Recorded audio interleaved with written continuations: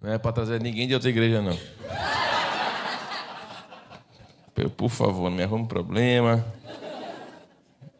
Cadê a irmã? Ela é pregadora, né, gente? Nossa, que assim, foi. Olha, já faz a ceia, qual que eu falei, irmã? Já abre 1 Coríntios 11. Glória a Deus, gente. A gente crê muito nisso. Eu acho que o que impressionou a Flávia, né, na verdade, é o trabalho da família da fé, né? Você vê adolescentes, Ari, seja muito bem-vinda, viu? Se não anotar a pregação aqui, fica ruim para você depois da minha sala, então, galera aqui da frente já sabe, né? Sim ou não? Já avisaram, né? Deram a dica? Não precisa ter medo não, tá? Porque eles só ganham doce lá naquela sala, né? Então, é esse conjunto, né, de cuidado com a igreja, né? E às vezes, para a gente fazer com que a pessoa ela se desperte, a gente tem que ser o pingo gelado no chuveiro quente. Entendeu? Quem aqui já sentiu esse pingo gelado no chuveiro quente? Levanta a mão aí. Meu Deus, pode ter vários pingos quentes, mas se descer um gelado, te incomoda. Né? E o problema das pessoas é que elas não querem um pingo gelado. Por isso que elas se fecham, né? Elas acham que a gente tem que falar que ela é Deus, né? As pessoas acham que a gente tem que dizer que ela é tudo e que a gente tem que ser delicado, quando a verdade não é delicada. A verdade não é delicada, né? Então, por muitos anos, a igreja sofreu com alguns sofismas, religiosidade, e a gente chegou no tempo de acordar mesmo, despertar, de viver um evangelho simples, mas poderoso, né? Humilde, mas de poder, transformação de casa. Tem discípulos meus, líderes aqui meus, estão sendo confrontados com os testemunhos, vendo quão importante é a vida deles e meus desafios próprios deles. Então, olha só, vocês pensam que não? Eu sempre falo para vocês, né? A pessoa chega aqui, meu irmão, ela está medindo todo mundo. Olha, a Flávia avaliou tudo, ponta a ponta. Por isso que eu falo, passa perfume para vir para a igreja, meu irmão. Porque até o cheiro vai perceber. Né? Então, igreja não é pastor. Uma das coisas que me deixa indignado, vamos chamar aqui a Silvana, que deixa indignado, é que muita gente, só pelo fato de a gente estar aqui, somos os líderes, ou somos os pastores, ela quer imputar em nós a responsabilidade da transformação dela. E aí elas querem que nós tenhamos um discurso convencedor de que sim, é isso mesmo. Não, cara. Na verdade, aqui só tem um microfone. Tá? Eu tenho uma esposa, 2 filhos. E eu sou suscetível a erros como todos que chegam aqui. E estou também correndo risco, como todos aqui, ou risco de falência, risco de problema no casamento. Eu estou correndo. Então, o maior defeito das pessoas olharem a igreja é que elas querem uma expectativa que ela veja aquela pessoa e aquela pessoa na igreja seja modelo. Ei, me dá um tempo, eu sou gente. Nós somos gente aqui. Então a pessoa fecha o coração, a pessoa não, ela quer que seja um discurso convincente, tem que ser tudo perfeito para ela. Ei, meu irmão, é melhor você ir para o concorrente, inferno, porque não vai rolar. E eu não quero saber, não sou eu que vou queimar no inferno. Ah, pastor, você não tem compaixão? Eu tenho, mas quem disse que vai ter ranger de dente e cheiro de enxofre foi Jesus, não foi eu, não. E ele falou, quem quer vir, venha, mas quem não quer, mete o pé. E os discípulos que foi falar, intervir num discurso de Jesus muito pesado, falou, Jesus, mas a palavra é muito dura, porque a galera foi embora. João capítulo 6, verso 66. Até o capítulo, versículo é 666. Aí Pedro virou, está muito dura essa palavra, Jesus. Ué, eles foram embora, mas se você quiser ir embora também, mete o pé. Ele estava pronto para ir sozinho, sem ninguém. E foi, esteve na cruz sozinho. Ele foi lá e falou, e agora? Como é que é, Pedro? Aí o cara chega, eu só acredito vendo. Eu só acredito vendo. Porque sabe o que aconteceu, gente? Aconteceu que Jesus apareceu para os discípulos e Tomé não estava, porque Tomé estava rodando, angustiado, que não estava crendo. E aí, na única sessão do culto que Jesus apareceu, Tomé não estava, porque ele não cria. Eu sempre falo para os discípulos, não falta culto não, irmão. Pode ser que nessa hora que Jesus voltou e você não viu. Aí você falou assim, Tomé, ele estava aqui. Estava! Ele fez milagre na minha vida, ele mudou minha história, o meu testemunho. Ele estava, não acredito. Rapaz, nós vimos. Então tem gente que é incrédulo, que você pode gritar, falando que você viu o que Jesus fez na sua vida. Ele não crê. Mas não é sobre nós, é sobre Tomé. Aí o que Jesus faz, aparece? Ele aparece. Ele aparece. Isso aqui é tudo para adolescente, tá, gente? Vocês segura aí. Os seminovos aí, segura. Escute. Ele apareceu para Tomé. Sabe o que ele fez? Fica de pé, Maria. Ele fez assim, Tomé. Toca aqui na minha ferida.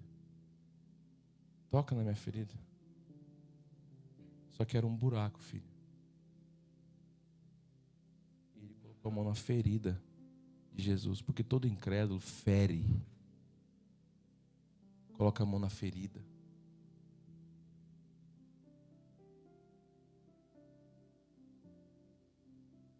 Ele vai aparecer para você, mas quer dizer que você, incrédulo, está ferindo a ele.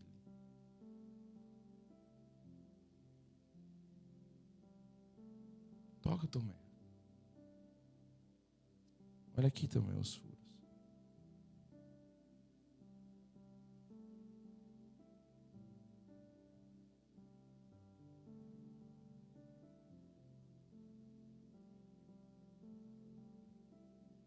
A fé que você tem é sua responsabilidade, não é minha.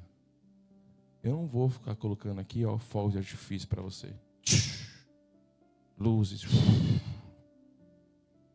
Eu não vou fazer atrativos para você não se transformar de dentro para fora. Você tem que ter a tua experiência. Pode sentar, Maria, obrigado. Viu? Você tem que ter a sua própria experiência. Você tem que ter a sua própria experiência. E eu vou dizer uma coisa, hein? Se você quiser procurar erro na igreja, nem precisa procurar, é facinho. Vai na minha sala, conversa comigo, eu te falo tudo. Nós temos que ter essa mentalidade, que não é a igreja tem a obrigação de fazer de um jeito que você se sinta bem. Uma igreja cheia de gente aqui, cada cabeça, um universo, cada pensamento aqui, único, individual. Gente que gosta, gente que não gosta. Tem gente quem gosta do frio? Quem gosta do frio? Quem gosta do frio, levanta a mão. Você tem problema, senhor.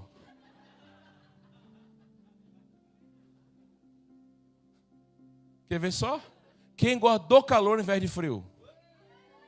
O povo até gritou, porque eles reivindicam, porque eles queriam que fosse calor o ano inteiro. A minha esposa ora, põe a mão para o céu e fala, Senhor, livra nós do frio desse ano. Vai tirando agora toda a baixa temperatura. Ela ora, e aí quando o inverno é menos frio, ela fala, foi porque eu orei. Eu falo, meu Deus. Você viu que aqui, um número aqui, sei lá, umas 30 pessoas, não sei quantas pessoas, umas 100 pessoas, você vê que tem gente que gosta de frio e gosta de calor. Aí você quer achar que tudo vai correr bem aqui, meu irmão? Quem gosta de natô, levanta a mão. Ok, quem detesta natô, levanta a mão. Aí você vai na casa, escute, aí você vai na casa desse irmão que gosta de natô, ele te oferece natô. Ah, eu não volto na casa daquele irmão lá não, credo, tem natô lá. Mas criatura, ele gosta de natô. Ele gosta de natô. Cuida da sua vida, ele gosta de natô. Come calado. E chama ele para a sua casa, aí você não dá natô. Você dá o que ele gosta. Churrasco. Inclusive, eu falo que a ceia deveria ter churrasco na igreja, mas eles não adaptam isso. Como assim, pastor? Porque as pessoas acham que ceia é só o pãozinho e o suco. Mas vai ler o texto para você ver só. Era Páscoa, eles estavam comendo cordeiro assado. A gente fica querendo comer chocolate na Páscoa, cambada. É a carne, cordeiro. Não é? Então, e aí, tu quer o pingo gelado? Quer vir aqui ouvir o quê? Só água quente. E ó, diz as mulheres, né? Que amam água quente. Qual mulher que gosta de tomar banho bem quente? Que levanta a mão. E as casadas aqui comem e reclamam sempre que está quente a água. Isso é brincadeira, meu irmão. Minha esposa tomando banho, se eu entrar, se eu relar a pele, queima a minha pele. Tem algum homem que é assim? Levanta a mão para a gente saber. Porque tudo é senso para ver se é rola. Eduardo, você também é assim? Não dá angústia? Você não consegue entrar na água, cara. E o frio está do lado de fora, mas você entra, frita a pele. Eu não sei se elas fazem isso já para não ter pelo no corpo. Eu não sei, cara. Mas o negócio escalda a gente. Agora, a gente aqui é normal ou não? Então vamos fazer um negocinho aqui. Diga a pessoa assim do seu lado. Tem nada a ver com a sua fé. Olha só, irmãos, aqui ó, os líderes. Aqui ó, os líderes. Não quero ficar insistindo para o povo vir para a igreja, não. Não ficar insistindo, não. Está cheio de gente assim, que gosta. Fica me chamando. Você fala uma, fala duas. Nada, você fala assim, você sabe como que o inferno funciona? Como assim? Pega aqui o isqueiro, você acende o isqueiro, põe o dedo aqui. Não sei, a gente está num tempo que Nutella? Porque quando a gente vê os evangelistas, que nós estudamos a história, era só pregação assim, ó. Ou creres ou será condenado. Mas a gente precisa ter pregador? Não. Tenha coragem de ler João, capítulo 3, sai do 16 e vai para o 17. Quem não crê, já está condenado a quê, meu filho? Aí a gente tem que ficar o quê? Suavizando para você? A gente tem que botar ar-condicionado para você? Eu sentei na mesa ontem de uns irmãos que me convidou. Para a glória de Deus tinha carne. E para a glória de Deus tinha feijão e arroz. Não era natô, que eu também não gosto de natô. Começamos a conversar. Que coisa linda aquela mesa. Bom porque tinha comida. E bom que tinha a presença de Deus. E ali, dei vários testemunhos do Nepal. Contei várias histórias. E eu falei para eles, eu vou para o Nepal e fico chocado. Eu acho que assim, toda a gente que queria crer mesmo, devia fazer uma viagem missionária. Pegar assim, cara, eu vou ali no Irã. Eu falo isso, tem gente que nem sabe, queridos, o que eu estou falando.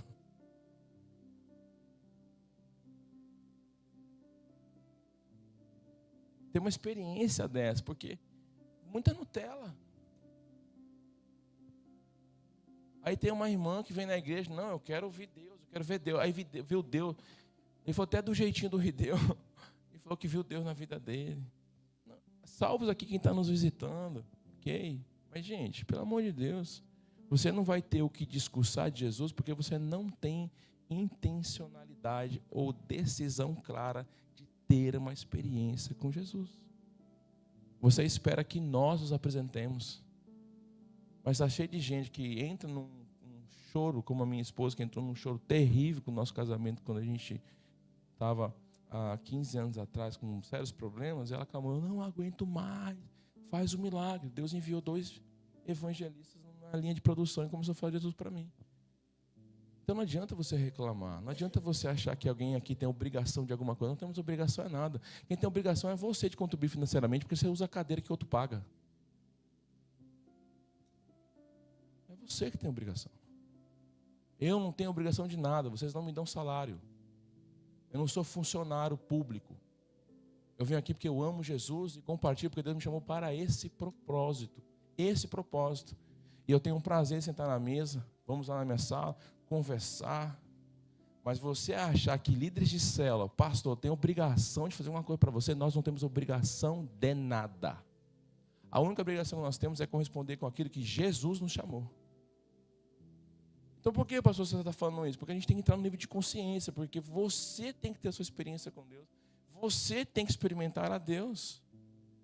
É você que tem que entender o que você vai fazer na hora que você pegar agora o partícula de pão e um pouco de suco de uva 100% que representa o sangue e o corpo de Cristo. Se você faz porque você não entende, se você faz sem entender, a responsabilidade é a sua, não é minha, não. A Bíblia está lá para você comprar na livraria, para você ler. Então isso é ser pastor, é trazer realidade. Agora, você quer que eu seja água quente junto com todo mundo que está te bajulando? Não, eu sou o pingo frio. Não tem problema não, porque foi pingo frio que me salvou. E sabe o que os coaches estão fazendo? Vai tomar banho às 5 horas da manhã gelado, para você acordar para a vida. Oh, faz bem? Faz. Mas é para tirar o quê? Do conforto, do conformismo. Aí é marido que é irresponsável, é homens que são responsáveis, são esposas que são responsáveis, não ora, não jejum, não busca Deus, não lê Bíblia, não ensina. Eu achei muito lindo o que a Flávia falou. Vai para a igreja. Isso mesmo. Não é? Eu tenho que pagar o que come e ainda não quer me... Crianças fazem o que quer com 15, com 12 anos. Na minha época, se o filho fizesse isso com quem eu quero fazer o que eu quero, então vai trabalhar, meu filho. Vai pagar suas contas. Segue, vida que segue. Nos Estados Unidos, entrou para o colegial, é tchau. Sai de casa e não volta mais, viu? Não volta mais. Não é porque mandou para fora, não. Já é cultura. Foi estudar, foi para o colégio, já vai morar junto na República. Segue vida. Então, nós temos que ser conscientes disso. Eu quero... deixar conscientes. Eu sou pastor, não é de teoria, não. Sou pastor de ficar tendo que se sentir obrigado a fazer alguma coisa. Não, meu irmão. Aqui que você quer. E eu amo a igreja. E eu quero só avisar aqui, todos, tá? Todos, de esquerda para a direita. Só quero lembrar você que antes de chegar eu já estava, tá?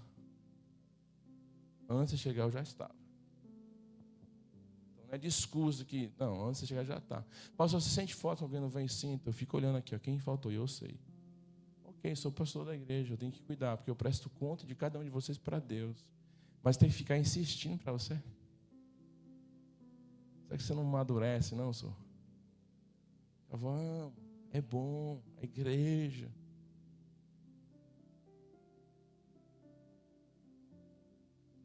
Você concorda comigo?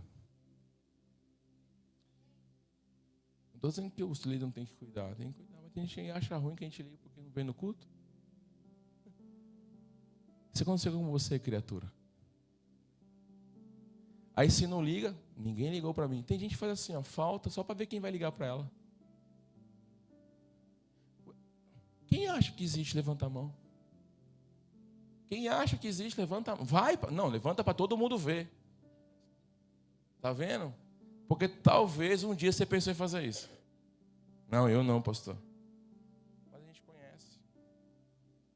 E aí, Ju, se você não manda mensagem, tá vendo? O mundo valoriza mais que as pessoas da igreja. Porque só chama eu para fazer as coisas na igreja. Fazer o quê? Limpar um chão? Era mais que sua obrigação, você usa o lugar.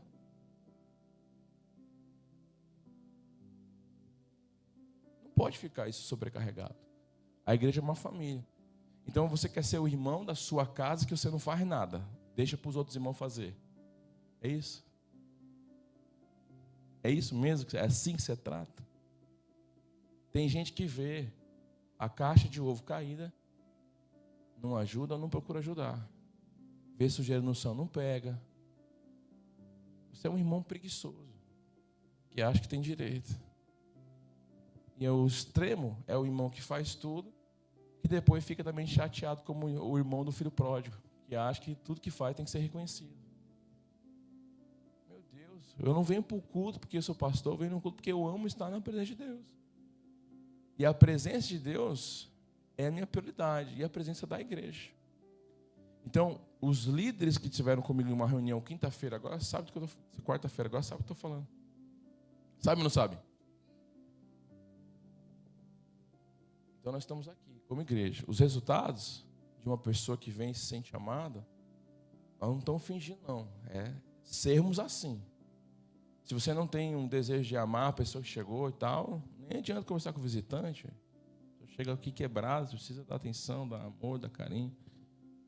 Mas quando a partir do momento que você ouviu a verdade, se torna você o responsável pela tua salvação, pela sua transformação e pela sua busca. Então, eu ensino a palavra, mas eu não tenho obrigação de te explicar o que é a ceia. Eu não sou obrigado a fazer isso. Porque ele disse que chegaria o tempo que o Espírito Santo nos conduziria em toda a verdade e ninguém precisaria ensinar. Vocês já leram esse texto, sim ou não? Então, eu entendo que eu continuo instruindo, ensinando, mas isso eu quero trazer uma consciência que você tem que procurar conhecer a Deus. Você tem que orar pelos seus filhos, você tem que orar pela tua esposa, você tem que orar pelo teu marido. Eu oro pela igreja? Oro, mas você acha mesmo que eu consigo botar o nome de cada um na minha oração? Eu já faço oração comboio. Senhor, olha o comboio que está vindo. Abençoa essa galera toda. Não dá para lembrar de todo mundo. Quando alguém está para ter um filho, me chega a mensagem. Quando alguém está doente, chega no grupo da intercessão. Aí eu oro especificamente, oro por todos. Mas eu oro pelos líderes, os líderes devem orar pelos discípulos, e assim sucessivamente. Nós estamos aqui. Mas você tem a responsabilidade de orar pelas pessoas. E principalmente começando pelo da tua casa. E fazer isso mesmo. A irmã acabou de testemunhar. Eu estava orando porque eu vi a necessidade da minha filha. Está ali, está vendo. Estou na intercessão, estou buscando. Entendeu? Olha só, outro testemunho. Eu estou cuidando de mulher. Eu preciso estar revestido. Com certeza. Quantas coisas uma pessoa que trabalha com pessoa não escuta? Então a gente tem que ter esse discernimento. Cara, minha vida espiritual é minha responsabilidade. A minha vida espiritual é minha responsabilidade. Minha vida espiritual é minha responsabilidade. Eu não posso transferir a responsabilidade da minha esposa, me conduzir para a igreja. Tem esposa que insistindo para ir para a igreja. Meu Deus do céu. Meu Deus. Ou tem marido que insiste para a esposa ir para a igreja. Meu Deus, onde nós vamos parar?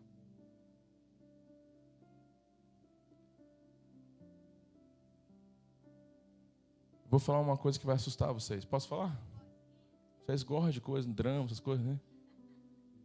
Mas é uma verdade. A pastora testemunhou que ela se converteu. A mãe dela se converteu.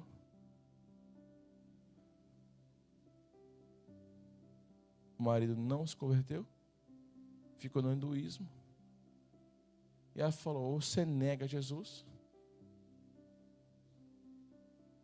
Você nega Jesus ou o casamento acaba.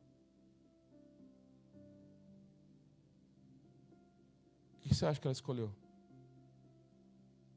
E o que aconteceu com o casamento? Redado no Nepal. É isso.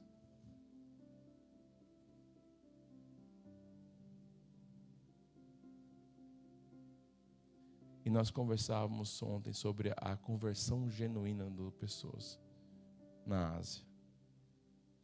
Isso é loucura? Isso é loucura? Isso é loucura? Você não tem nem argumento para responder, porque é tão difícil. Mas a salvação não é individual?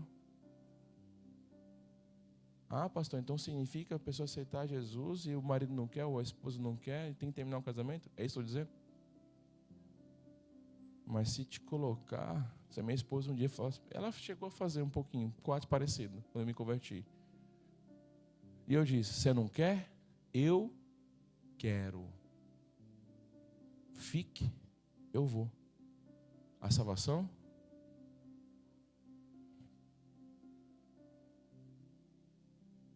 E aí? Vai valer a pena 80 anos trocado pela eternidade?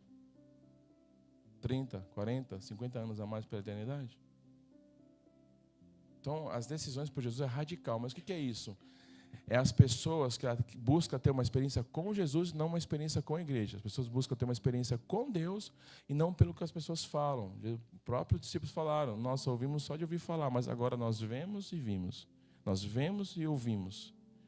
Então não é só de ouvir falar, você tem que falar, Senhor, eu não aguento mais, eu quero ter uma experiência contigo, a qual todo mundo está tendo. Eu quero ter. E isso vai fazer com que você tenha e você busque. Então não adianta a gente olhar para nós, para você ver Jesus. Ainda que nós temos a responsabilidade de se parecer com Ele, manifestar a glória dEle, ser testemunhas dEle.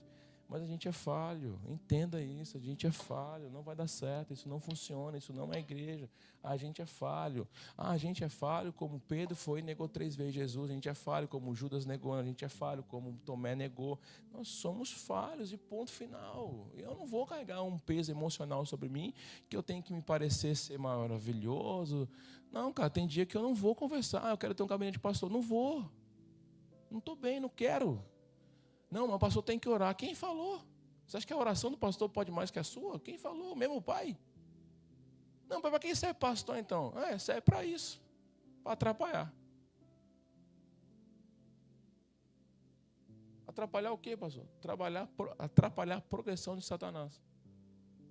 Então, é consciência. Igreja, não dá para crescer sem qualidade. Não dá para crescer como um fantástico mundo de Bob. A realidade é dura, é frio, tem trabalho, tem casamento, tem situação. Se o homem trabalhar, não come. Se o homem trabalhar, não paga as contas. Gente, essa é a realidade e acabou. Ponto final, essa é a vida. Se nós tirarmos todo o contexto agora de Bíblia e igreja, e aí lá fora? Não ia ser a mesma coisa, você tem que trabalhar, você tem que cuidar, você não tem que conquistar a tua esposa, conquistar seu marido, sua família, você não vai ter que cuidar do mesmo jeito? Então as pessoas querem agora colocar peso sobre a igreja, sobre Jesus. Não, meu irmão. Quantas vezes eu fui orar a Deus e fui orar a Jesus pedindo clamando por um milagre no meu casamento, e ele apontava meus erros, ele era o pingo gelado na minha vida. Eu tenho um estudo que chama Ciclo da Felicidade, começando pela mulher, atitude da mulher, de família. Mas eu entendi que nós temos que ter uma consciência do que vamos fazer na ceia, do que vamos fazer profeticamente, de quem é Cristo. Nós temos que ter. Quem aqui tem uma Bíblia física, uma Bíblia? Não que trouxe hoje, mas tem em casa, em algum lugar. Levante a mão. Quem tem uma Bíblia? Quase todo mundo. Quem não tem, então? Quem não tem, não tem uma Bíblia. Eu não tenho uma Bíblia em casa, eu não tenho uma Bíblia. Bíblia mesmo, o livro. Quem não tem uma Bíblia? Pronto, meu filho, você se condenou agora. Porque na China é rasgado uma folha, porque são poucas, e eles trocam as folhas para memorizar. Porque se eles forem pegos, são mortos.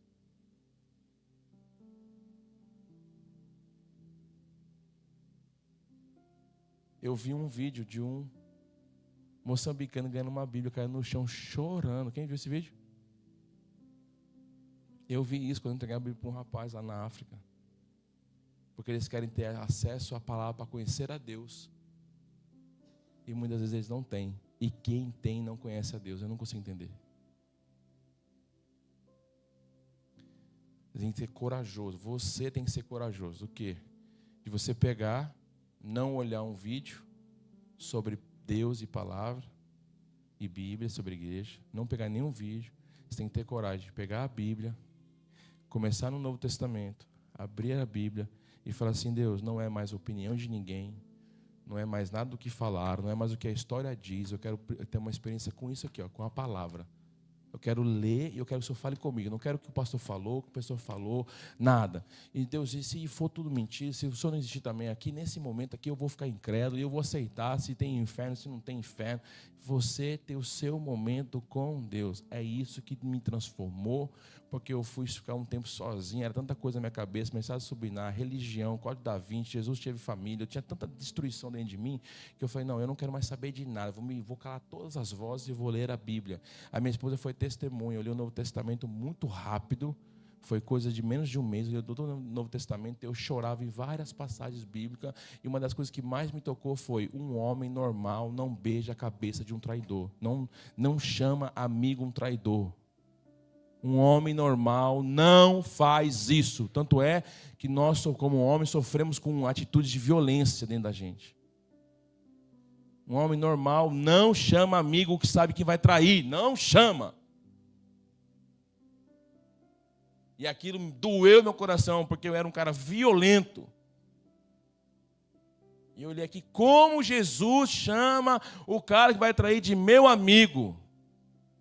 Põe na mesa para comer junto. Quem aqui já pôs inimigo sabendo que vai trair na mesa para comer? E sabe qual que era a refeição? Ceia.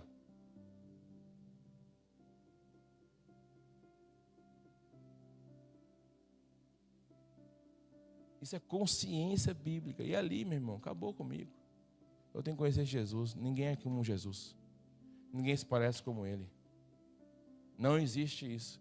Aí, depois de 8 anos, eu fui ler o livro do Augusto Cury. O Augusto Cury teve a mesma experiência lendo a Bíblia, porque ele foi estudar Jesus pela análise científica, psicológica, psiquiatra.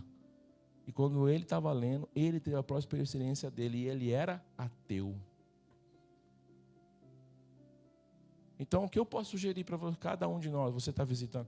Cara, pega uma Bíblia, abre e fala, eu vou ler aqui. E eu quero ter a minha experiência. Eu quero ter a minha experiência. É isso que nós precisamos. Foi na ceia que Jesus chamou o traidor de amigo. Ele não deixa de fazer aliança com o traidor, porque ele tem a esperança da transformação desse coração. E Cris, acho que foi revelação agora, né, Cris? Da conversa de ontem. Quem está entendendo? Pergunta assim, pastor, quem pode ceiar? Pegar o cálice e um pedaço de pão. Quem crê que Jesus Cristo é Senhor e Salvador da sua vida. Pastor, mas se eu não creio? É tipo um Judas também. Vai fazer, mas vai fazer sem entendimento. Porque queira você ou não, a fé que nós professamos é aquilo que eu, pastor Jacob, creio que Jesus é uma verdade. E nós vamos cear em memória dele. E a Silvana, na semana que vem. E ela estava orando ali. Não estava orando? Estava? Está vendo? Deus está só respondendo. Eu queria que todos ficassem de pé nessa oportunidade.